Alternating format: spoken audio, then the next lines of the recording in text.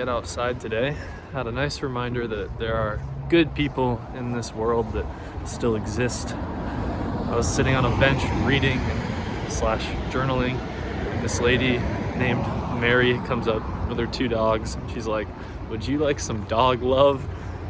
I was like, "Yeah, I would. That sounds great." Her dogs just like attacked me just full on. And then she went on to tell me the origin of her dogs' names, which I already forgot the names of. She said they were both named after like a princess and a scientist.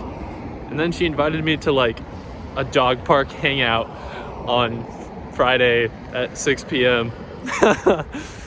I'll be working, so won't be able to go to that, but nevertheless, it was cool. There are still gentle, kind souls that exist out there. It's cool to be a good person. So say hi to the random person on the bench and ask them if they want dog love, especially if you have a dog, because that made my day. Thank you, Mary. Hope you guys are doing well. What's up, YouTube? Thanks for coming to a book talk with me, Finley King. Today's book is The How: Notes on the Great Work of Meeting Yourself by Yrsa Daley-Ward. This book is awesome. I really liked it. I'm going to tell you the backstory. So I got this book in September of last year, and I read 8 pages of it. Not because I didn't like it, just got distracted. The month of September was hectic. And anyway, months later, fast forward, I actually gave this book to my friend Halston and let him read it. And he was talking to me and asking me questions about it. And I'm sorry, Halston, I don't know if he knew that I hadn't really read more than 8 pages of it. I think I maybe said something to make him think that I'd read like half of it, but I was kind of just going along with it. I was like, oh, he's like, do you remember that part about this and that? And I was like, no, I didn't get that far. But I have since gotten it back from him and read it, and I thought it'd be cool to talk about it because it is the most recent book that I finished, and I really enjoyed. So The How is pretty much, it's in the title, Notes on the Great Work of Meeting Yourself. Yrsa Daley-Ward makes almost like metaphors, and it's kind of like a choose-your-own-adventure metaphorical book where you're given like concepts about life and how you can better yourself and complete them, if that makes sense. A lot of them have to-do lists or things that you can like, not to-do lists, but writing exercises where you're kind of releasing things out of your mind. I will admit, I only did one of these. I didn't do all of them. She says that they're optional, and I think that in the future, if I had a pull, so I did the one that I had like a strong pull to do. I think that this is a book that you could return to at different moments in your life. It's kind of keyed towards 20s, 30s, 40s, so younger folk. But I really think that what she has to say could benefit anybody at any age. She just kind of makes that obvious in one of her chapters. She's like, whether you're this age, this age, this age. And I was like, okay, well, I think that could benefit anybody. Since we all learn at different speeds, I'll read the back for you so you get a little back cover action. Suppose you were to begin the great work of meeting yourself. Suppose you were to uncover piece by piece what makes you feel the most alive. Suppose you were to begin to seek out and listen to the true things written in the body. Suppose the interest became radical and you decided to do away with the untruths. This is the how. So yeah, I think it's kind of an abstract read. I will say one thing that I really loved about this book was how comforting it was to read. I would get up in the morning and just, knock out a few pages, whatever. I finished this in like a week. It's really quick. It's really comforting. Her writing is just really honest, and you can tell that she's done all of the inner work to be able to present it in the way that she has.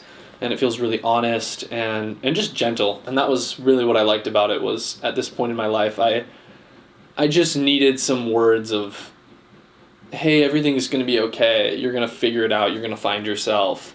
And this book really did that for me and was really helpful.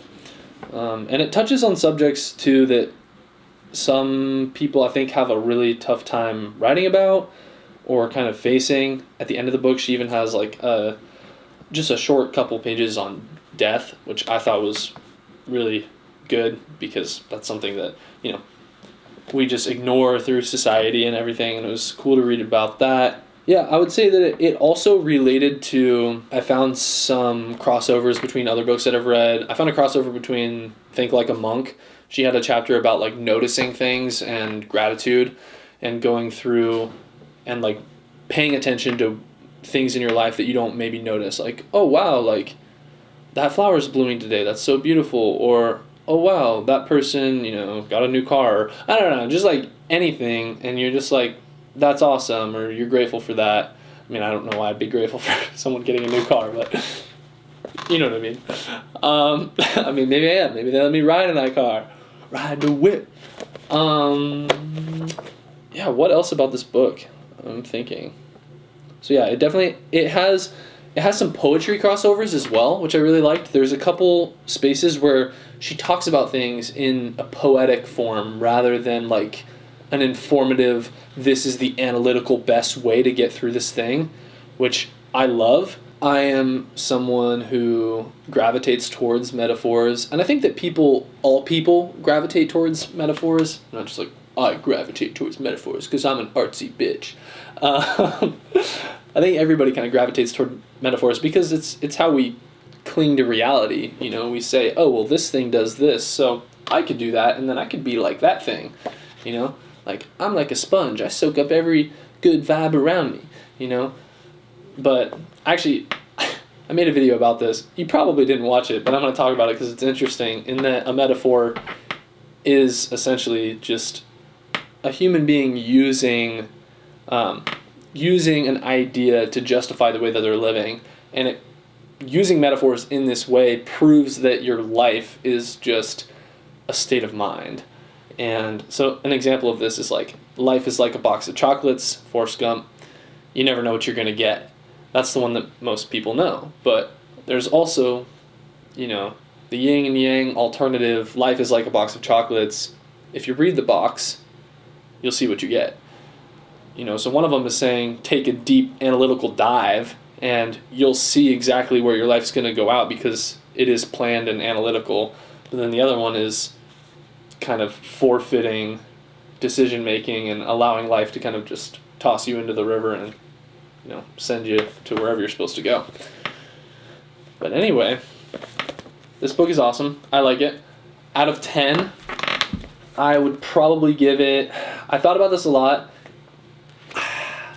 I think I give it a solid 7.25. It's higher than a 7. Couldn't quite give it a 7.5. This is a book I would reread again. I would return to it, which I think definitely makes it above a 7. The formatting and kind of the in-depthness, I don't know what to call that, but is something I want more of in some of the chapters. I'm like, oh man, I really liked what you had to say about this. I want to hear more. So maybe I need to read some of her other stuff. Maybe she kind of goes into greater detail on some of her other stuff. But yeah, great read. The Notes on Meeting Yourself by Yrsa Daley-Ward. Check it out. That's all I got for you guys today. So thanks for watching this book talk. Smash that like button if you like book talks. I am exclusively doing this for Halston because he told me more book talks. So yeah, this is for you, Halston. Oh, there was one other thing I didn't mention. Another thing that is in this book is kind of like affirmations. So here's one of them where, I'll just read this to you. It's at the end of a chapter. She has this like different text that she uses, and it's like things you're supposed to like. I said them out loud because I felt that they were a bit more powerful doing that. Like, I need and deserve newness. I am allowing more of myself each moment. I welcome new opportunities, new desires. I allow what I once wanted to evaporate into air and into sky, metaphors. I smile at wishes once cast, once beloved, once important. I am softly aware of the old pathways my mind created, knowing they no longer serve my emerging purpose. It is time for them to shift, making way for the new truths. It says some other stuff too, but you get the point. So you get to kind of practice reading that, and when you say it out loud, there's a whole page that's like practice saying no, and it's a whole page of just no, no, no, no, no. And I did it. I looked at it, I was like, no, no, no, no, no. Because I that was the exercise, is train your brain to say no to things that you don't want to do, and So yeah, it's a cool learning tool. It's a great book. Check it out. I love you guys. Thanks for watching this video. Have a great rest of your day.